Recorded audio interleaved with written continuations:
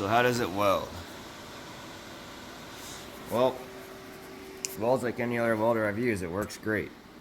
It takes some time. If you bounce between brands of welders, you're going to find out that your settings on this one are going to be, the knobs are going to be way different than what you're used to. So as you can see here on steel, it took me a little bit to dial it in on that first line there, just getting the feel for the metal. Also, the metal was getting preheated too during that one. So then when I did the second weld, you can see that on steel, yep, you can lay very decent beads with this machine. So I gotta say, on DC mode, I'm pretty happy with this purchase for the AHP economy or budget welder, whatever you want to call it. Compared to the more expensive machines, I would say the only main difference is the knobs. I'm kind of used to where I typically would place them on the expensive ones. This one here, the knobs are going to be much different placement in order to get the same type of arc that I like. You can see here I started playing around with some aluminum. So yes, the machine will do aluminum. The AC balance I had a lot higher than what I'm used to, but in the end all that matters is that the arc and the way it feels and the way it melts the metal feels the same between the two. Every brand, when you switch between them, the knobs are always going to be in quite different positions. You can also see over here, if you forget to switch over to AC mode because your welder was in DC before, this is typically what happens on aluminum. So always be sure you're in AC. And this machine does pretty much everything I wanted. It's met all my expectations and it was quite affordable. So there's your 201 XD Alpha TIG. So when you get it, open up your box, you're gonna see a Rotoflex torch. I was kind of disappointed. I was hoping for a flex head torch. This thing, you kind of get used to it. It's a little awkward. It's nice that you can swap out to a number 9, so you got that smaller head. I primarily do automotive work, so when I weld on things, the parts typically aren't on the cars. It's a number 9 isn't as critical to me. So what I like to do is I like to run a number 17 torch with the 1/16 tungsten, because you really don't need anything bigger than 1/16 to do 1/8 inch steel and smaller. I'm usually in like the 16 gauge type, 18 gauge steel. So anyhow, this thing is, you got this little knob here you got to turn to tighten it, and by the end of the, within an hour, the tips of your fingers are going to be just killing you in pain. And then you got to make sure it's tight enough. And then this thing, if you bump it very gently, anything, it can just kick out on you. If you're trying to walk the cup, you're really gonna have to crank this with your fingers, and then your fingertips are really gonna hurt. So I got used to this torch, but it's just not something I'm going to use. This is a specialty torch. You take and throw it in your toolbox, and then on that one, blue moon that you need a really weird torch to get into a certain spot, then I'll pull this guy out. So unfortunately, I'm stuck with this thing. So now we got to figure out a solution to this problem. Then the first thing you want to do is, okay, maybe I can just buy some parts and get the hose. So now you open up this DINS 35, which is the 1/2 inch. So you take these screws out and you're thinking, okay, I'll just buy a new hose, screw it in, and get a new torch. Guess what? These are all crimped together and there's no threaded fittings here. So now you're like, now what? Great. When you pull the handle down, you could in theory just buy a new torch head and then unscrew the flare fittings and still use the old connector. I started having issues with this hose. I did order a cover to go over it, it just hasn't came yet. But while I was welding, for some reason that spot started getting hot on me. I had that resting on my arm kind of like this, and I felt it getting hot on my arm. You can actually see there's a little bit of a burn mark. My skin's a little pink there in the center of the screen. And I'm welding and that hose is sitting on my arm, and I'm like, what the heck's going on? My arm feels like it's getting hot because it's right at the back of the glove. And then when I looked, it looked like that. I don't know why, but I'm gonna need a new hose sooner than I wanted to. It's only a couple days old. So that's the other reason why I wanted to replace the hose with the torch head. So I'm gonna show you guys the parts that I bought from CK and how I'm gonna get the standard torch with the flex head that pretty much every welder uses. That's not sponsored Only the welders sponsored by YouTube, I think, are the ones that typically use these roto flex heads.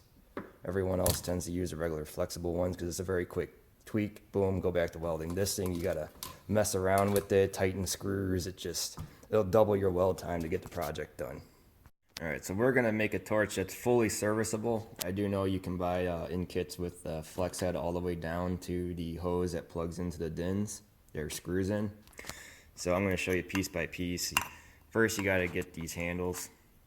They make a different handle for the 17 and for the 9 torch, depending which one you want to choose. Don't forget these things if you're going to buy every piece individually like me. Put that there. Then, of course, I got the actual regular flex head that you see everyone use. They're in the 30s, so it's really nice. Now you can just do a quick little tweak with your thumb and back to welding you go. No more screwing around with a screw. Doesn't hurt your fingers too. Then of course you need a hose. So there's your part number. I got the Super Flex hose. It's really just a hose with I think it goes 3/8 fittings on both sides. So they're roughly the same size. There's no one's bigger than the other game going on here. That will obviously screw right into the back of the torch. But don't forget to put the plastic tube over the hose first, then screw it on so this slides over and covers it. So your torch, your hose, you got your part numbers again there.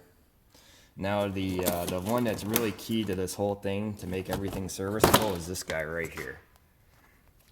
So this part number is the SL2-35QD. Now, you got to remember with these newer ones, they have on the air hose of the original connector, they got this new quick disconnect for your argon line. So this guy here, don't forget the QD, because otherwise the adapter, I think individually they charge like 20 something bucks. So once again, that's CK World. Let's open this up and take a look here.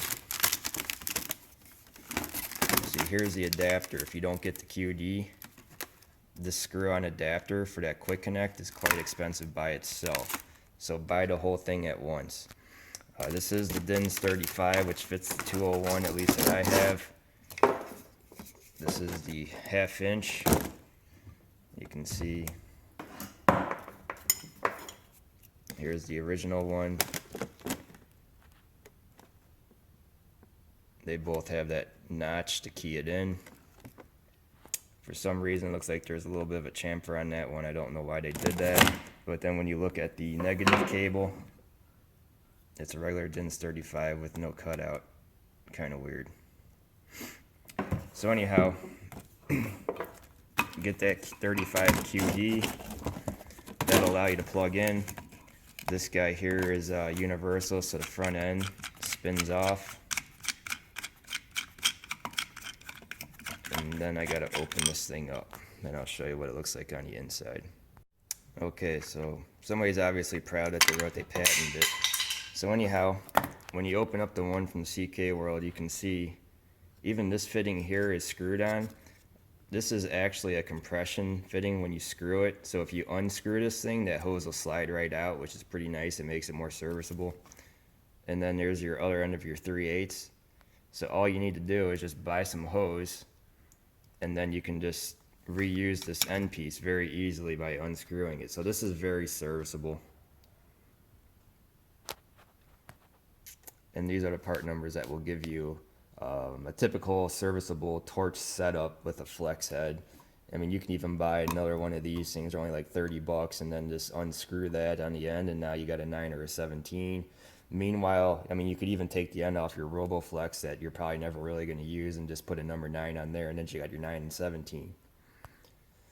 So that's one solution to having a setup. So before I put the cover on, I just wanted to show you what it typically would look like.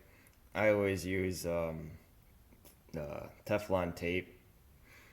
You'll see Teflon tape or some type of thread sealer on top of every single welding tank, if you've ever noticed that, whether it's acetylene whether it's oxygen. You look at the top, they always use a thread sealer. And the reason why you can use a Teflon tape like this, if I recall, I think this is nitrogen and fluorine, but I'm not 100%. I have to go look it up. It's an inert substance that doesn't really react with anything, which is why you see it even on acetylene tanks where they say never ever use oil or anything with the connections. And that's the reason why, because even they know to keep the air in the tank, you probably should put some thread sealer there, and that's why they use like Teflon tape, because it doesn't react with anything. Just another picture before I slide the handle over the connection. I'll lube this guy up with some spit so that it dries and holds it in place pretty good. Alright, so here's a flex head fully assembled. You can see how easy it is to choke up or choke back on it. It's easy to get your fingers up here, wiggle it back and forth. I can easily flick this thing around. That's why this is nice, because this head's not set. So then if we go and look at this flex head one, I mean, you can kind of go back and forward on it, but it's getting your fingers up here. I don't know. I mean, maybe some people like these things. I don't know. And then if you try to choke up on it, you're gonna knock this thing back and forth, and then you're really gonna be SOL on your. So it's just, I don't know why people use these things. Maybe if I was sponsored or something to use them, I'd use them. I just, it's not my, I'm not buying into this whole Rotoflex, this roto head thing. So that guy's gone. Back to the easy to use, easy to maneuver, move it around, bend it however you want if need be. The other torch, I probably just switch out the head to a number 9, or I'll just pull that out when I in an emergency of getting something in a really hard to get place.